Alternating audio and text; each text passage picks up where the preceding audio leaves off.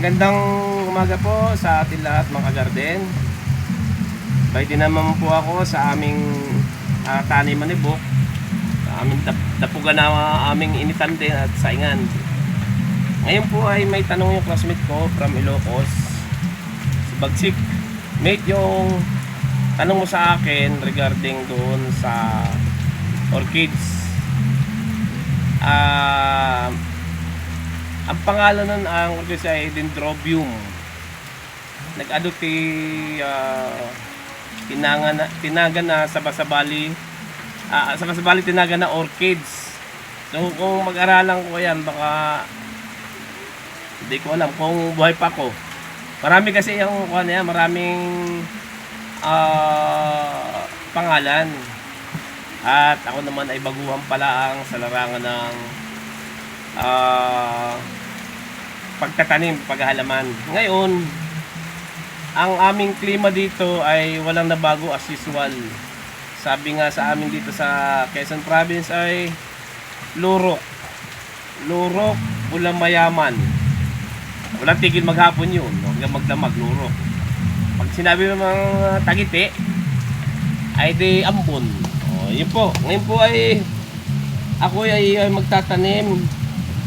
Ito po ay golden plants.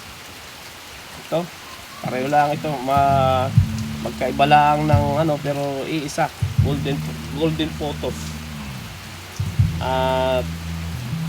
Ito po ay inano ni Bok, nilagyan na niya ng lupa, kaya akin na lang ituturok. Ito po yung magandang tingnan kung ang haba lang nito ay mga isang di pala ang siguro. Tapos yung tuwid para magandang tingnan. Ayan. Ito po yung napakadaling tumubo. Turok-turok mo lang, napakabilis lang itong itanim. Napakasimple pong magtanim. Ayan, tuturok mo lang. Ang kagandahan ay pag ganito po na tag-ulan, mabilis itong tumubo. Kaya yung iba, karamihan ay nagtatanim ay tag-ulan. Ang problema,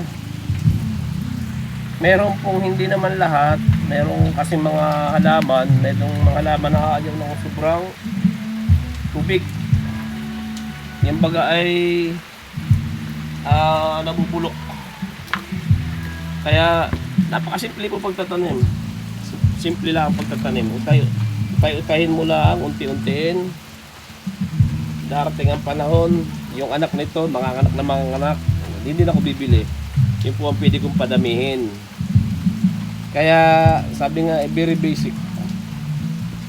At muli po, classmate, kumusta tibiyag? Kumusta garod jay Ilocos? Sana ay lagi tayong malakas at walang sakit. At kumusta nga pala kay Bustami, kumusta Diay? Jay Bagyo, kumusta Sir Clay, kumusta? At sa lahat po ng hindi ko na babanggit o nasa shout out, paki-PM lang po. At muli po, maraming salamat. Huwag po natin kalimutang magdasal bago umalis ang bahay at pagdating ng bahay. Pasalamat po tayo. Maliit man o malaki ang natatanggap natin biyaya. God bless po, ingat.